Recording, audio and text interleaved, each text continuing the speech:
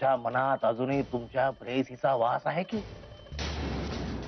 इनाम मिळणार तुम्हाला, मला मोठा इनाम मिळणार शूरवीर. तो भूकंप तुम्ही घडवाल. घडणार. हा भूकंप घडणार.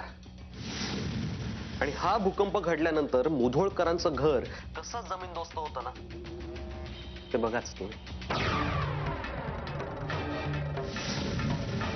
घडणारच.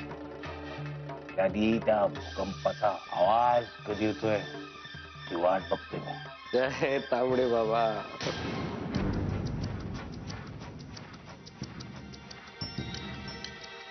बाबा,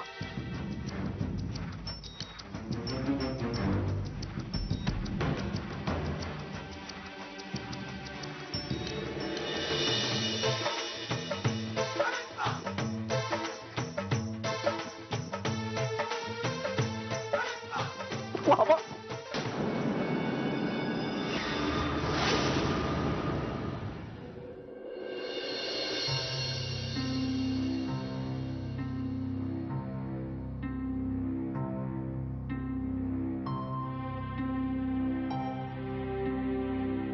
सत्यजित, एवढ्या रात्री तू कुठे निघालास? राहू दे प्रिया, तुला सांगितलं तर तुला ऐकायला आवडणार नाही. मंजिरीला शोधायला चाललास ना? कुठे कुठे शोधणार आहेस तिला? हे बघ प्रिया, मला तुझे सल्ले नकोत प्लीज. मी सल्ले देत नाहीये. एकटा जाऊ नकोस, मी पण येते तुझ्या बरोबर. बरं चल.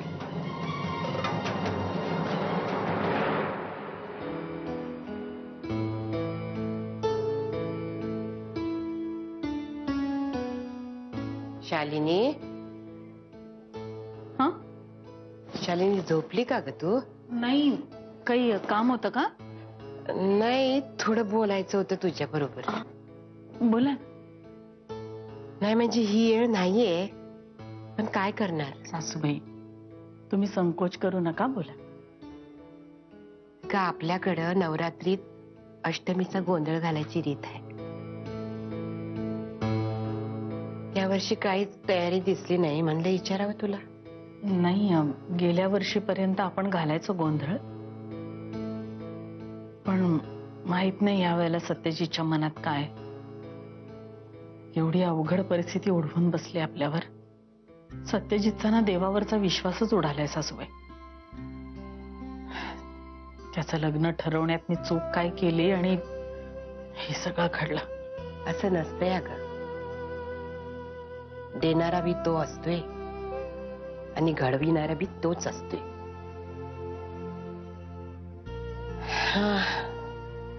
परिस्थिती काय बी आली तरी आपल्या कर्तव्यात कसूर करायची नसते.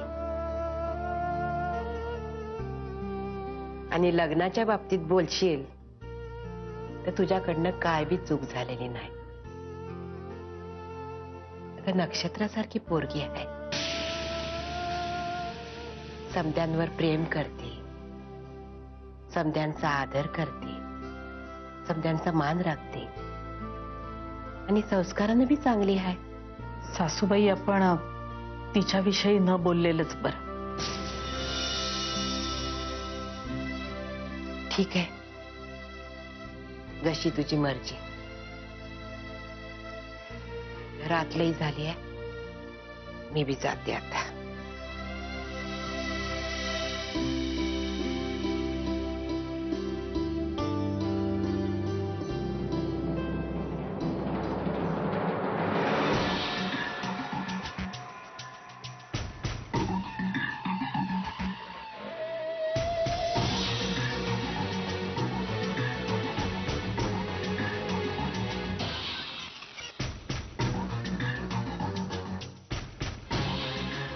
म्हणू अशी शांत, ती सुंदर दिसतेस तू. मला माहीतच नव्हतं. रात्र असं तुला कधी बघितलंच नव्हतं.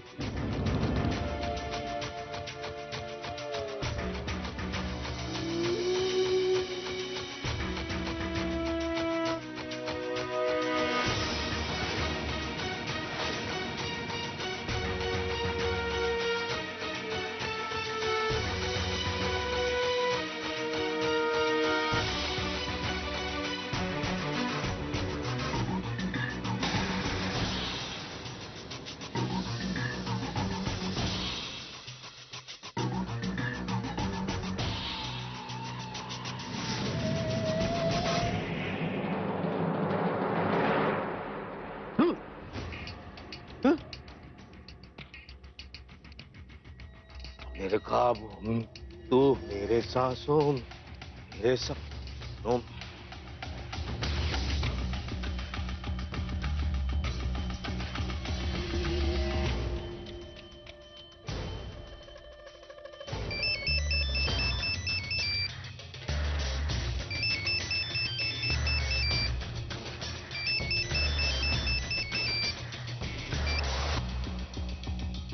Sudhir, Sudhir, late night, black and white,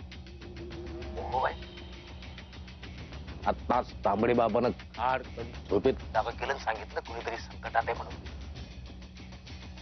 तेव्हा late night, black and white, मोह व्हाईट. मी समजलो नाही दादासाहेब. हे जास्त वाईट.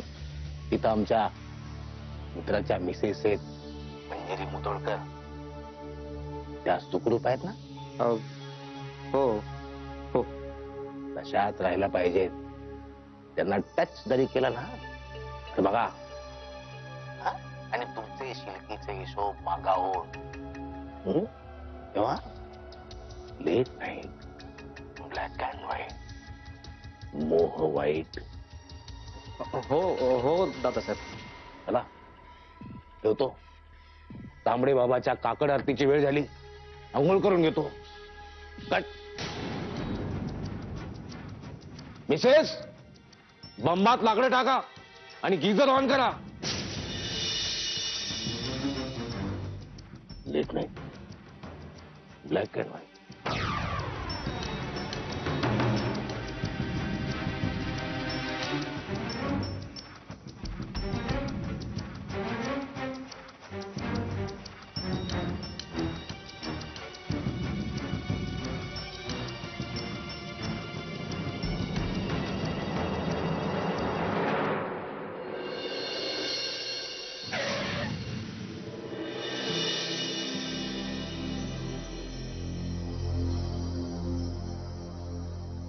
आता घरी जायचं का? म्हणजे आणखीन किती वेळ शोधायचं? जोपर्यंत ती सापडत नाही तोपर्यंत. काय वेड्यासारखं बोलतोय? सत्यजित, रात्रभर फिरतोय आपण. अख्खं कोल्हापूर शोधून झालं, हायवे पर्यंत गेलो, पार पुण्यापर्यंत जाऊन आलो, कुठेही सापडली नाही. आता आणखीन कुठे कुठे शोधायचं? एवढं सगळं शोधूनही मंजिरी सापडली नाही याचा अर्थ कुठेतरी शोधायचं राहिलंय ना प्रिया. असं हट्टाला पेटू नकोस. मग तू काहीही समज, मंजिरीला घेतल्याशिवाय मी घरी जाणार नाही. पण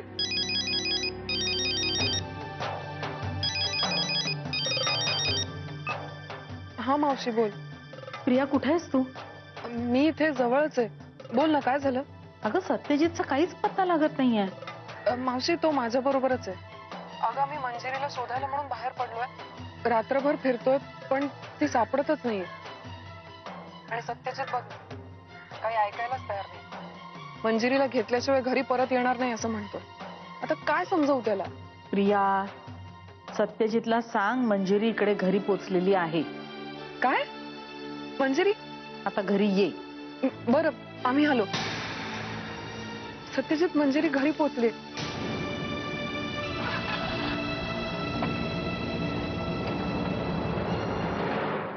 अगं पोरी, अगं काहीतरी बोल. कुठे होतीस तू? मी काय म्हणते ऐकतेस नव? अगं, तुझ्या काळजीपोटी जीवात जीव नव्हता बघ. रातभर कुठे होतीस तू?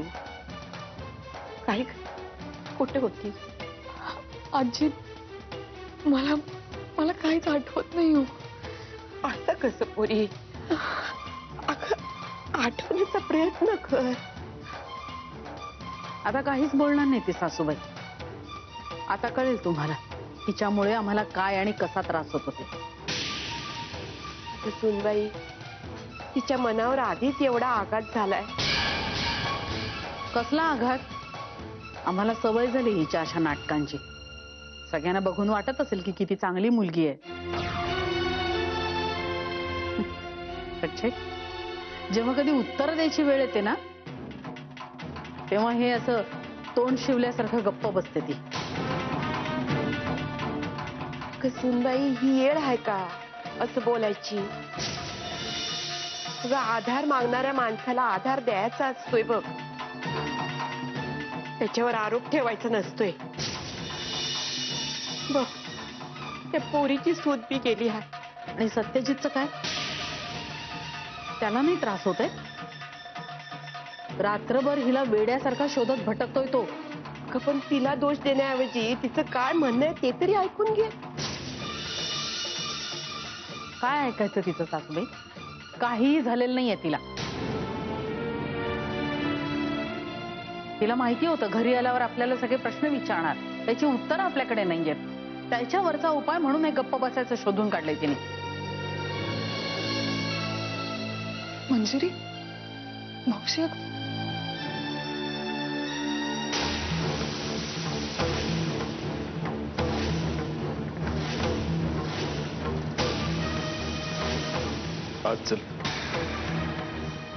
आज चल मला बोलायचंय तुझ्याशी.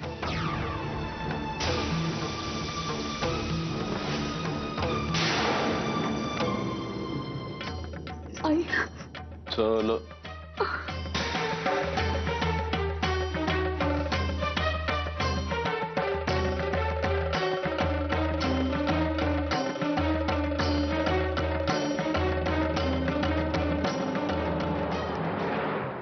काल तू नेमकी कुठे होतीस हे तू नीट आणि खरं खरं सांगणार आहेस? मंजिरी, मला मला काही आठवत नाही हो. घरातल्या सगळ्या लोकांचा जीव रात्रभर टांगणीला लावून तू कुठे होतीस मंजिरी? मला मला मला काही आठवत नाही हो. आई.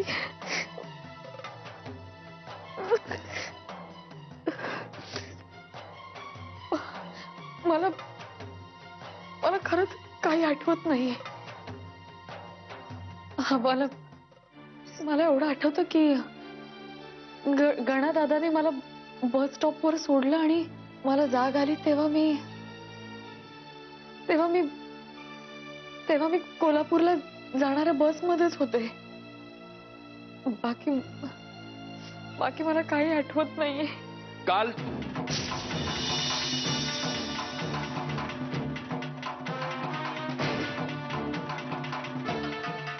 काल दिवसभर तू पुण्यात होतीस हे तुला आठवतंय?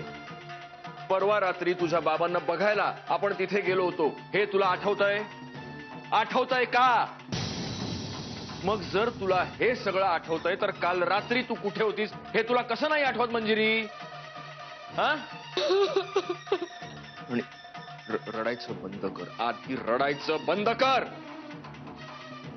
मला खरंच कळत नाही तुझं आता मी काय करू. तू काय मुद्दाम करतेस का ग हे सगळं? हा? कारण तुला माहितीये मला ह्या सगळ्याचा त्रास होणार, मग मी आरडाओरडा करणार, तोडफोड करणार, सगळं जग म्हणणार की सत्यजित आक्रस्थळेपणा करतो. पण जग हे बघायला येत नाही की सत्यजित नेमका आक्रस्थळेपणा का करतो. जाणून बुजून करतेस तू हे सगळं? हा? नाही हो, मी देवा शपथ सांगते, मला खरंच काहीच आठवत नाही.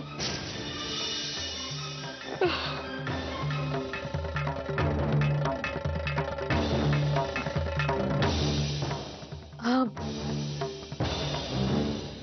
कोणीतरी गुंगीचं औषध दिलं असेल मला. म्हणजे चक्कर आल्यासारखं झालं होतं मला.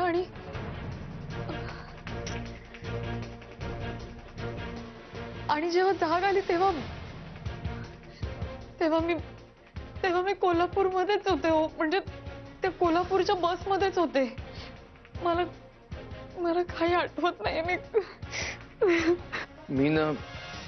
मी खरंच थकलोय आता तुझ्या समोर मंजिरी. तुझ्या या भाकड कथांचा आता वीट आलाय मला. लेकरा, मला ठाव आहे मी इथे आलेली तुला आवडणार नाही, तरी बी विचारते, मी आत येऊ? आम्ही नवरा बायको इथे बोलत असताना तुझी लुडबुड नकोय मला. हे बघ, तसंही या घरात खूप सहन करतोय मी तुला. माझा आणखी अंत पाहू नकोस. तुझ्या पाया पडतो मी, प्लीज जा तू इथून, जा. माझं फक्त एवढंच म्हणणं आहे, सुनबाई रातभर घराबाहेर होती. तिला काय होतंय, तिला कुठे दुखतंय का, खुपतंय का, ही विचार. तिला डागदराकडे घेऊन जा, काळजी घे तिची. तिला असं कोर्टात उभं राहिल्यागत प्रश्न विचारू नगस बघ. काय करायचं ते बघायला मी समर्थ. मला तू नकोयस आणि तुझे सल्ले तर त्याहून नकोय. चल जा तू, बघून घेत मी काय ते.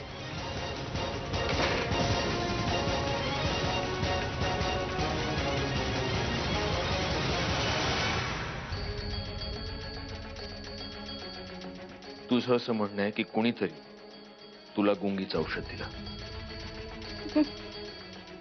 चल चल चल, उठ. मला आता तुझी नाटकं नकोय. उठ. आत्ताच्या आत्ता आपण डॉक्टरांकडे जातोय. तुझा पूर्ण चेकअप करून घेणार आणि मग मला कळेल तू खरं बोलतेस की.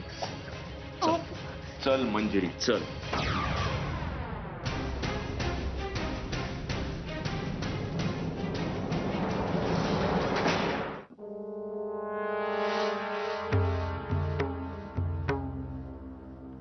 मिसेस,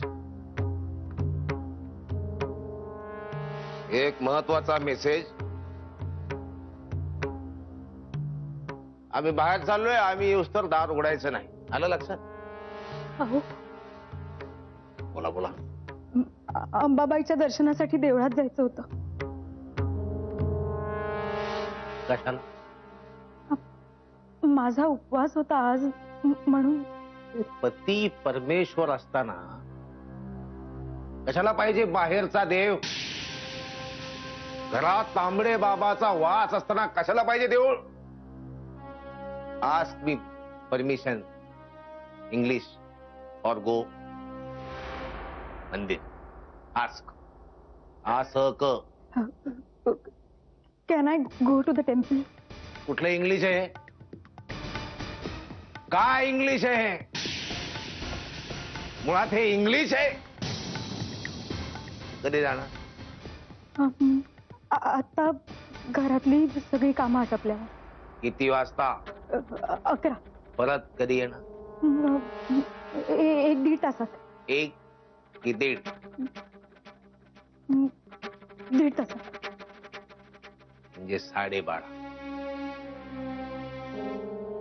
ऐका, नीट ऐका. 11:59 तुमचा पाय घरात पाहिजे. गणित ऐका. जायला 20 मिनिटं, यायला 20 मिनिट. आणि देवीशी हितगुज 19 मिनिट. त्यातले 18 मिनिटं देवीशी माझ्याबद्दल बोलायचं, 1 मिनिट स्वतःबद्दल बोलायचं. समजलं? समजलं? दुसरं ऐका. 11:59 मी फोन करणार नाही. आणि समजा मी फोन केला आणि तुम्ही अटेंड नाही केलं, तुम्ही आहे, मी आहे आणि हंटर. समजदार. समजदार मिसेस. समजदार मिसेस.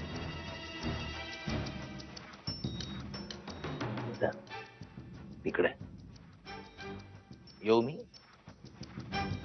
Door close.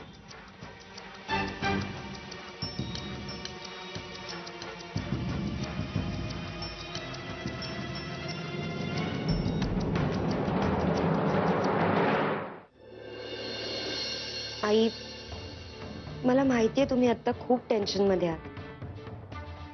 आई, पण आपण तरी काय करणार?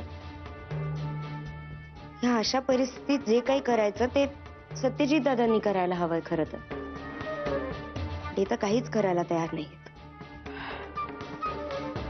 काही कळत नाहीये मला. एवढं सगळं घडलं तरी हा मुलगा त्या मंजिरीशी संबंध का ठेवू नये हेच कळत नाहीये मला. लग्नानंतर खूप बदललाय सत्यजित. माझा शब्दही मोडू लागलाय तो. हो ना, म्हणजे ह्यापूर्वी दादांनी कधी तुमचा शब्द अजिबात खाली पडून दिला नाही, नाही का? आता रात्रभर ही मुलगी बाहेर होती.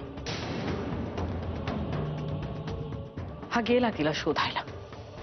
रात्रभर शोधत राहिला अगदी पुण्यापर्यंत. अहो आई, आता दादा वहिनींना घेऊन डॉक्टरांकडे गेलेत म्हणे. काही झालेलं नाहीये तिला. आता ती नाटकं करणार आणि हा फसणार बस. हो ना, आणि डॉक्टर तरी काय, शरीराच्या दुखण्यावर देतील 2-4 गोळ्या, पण मनाचं काय, त्याचा खरेपणा कुठून मिळणार? त्याच्यावर कोण इलाज करणार हो? या मुलीनं अगदी उरली सुरली लाच सुद्धा वेशीवर टांगली. घरामध्ये खट बसलेत, देवीची पूजा अर्चा आहे, त्याच्या पावित्र्याचा सुद्धा विचार करत नाहीये ही.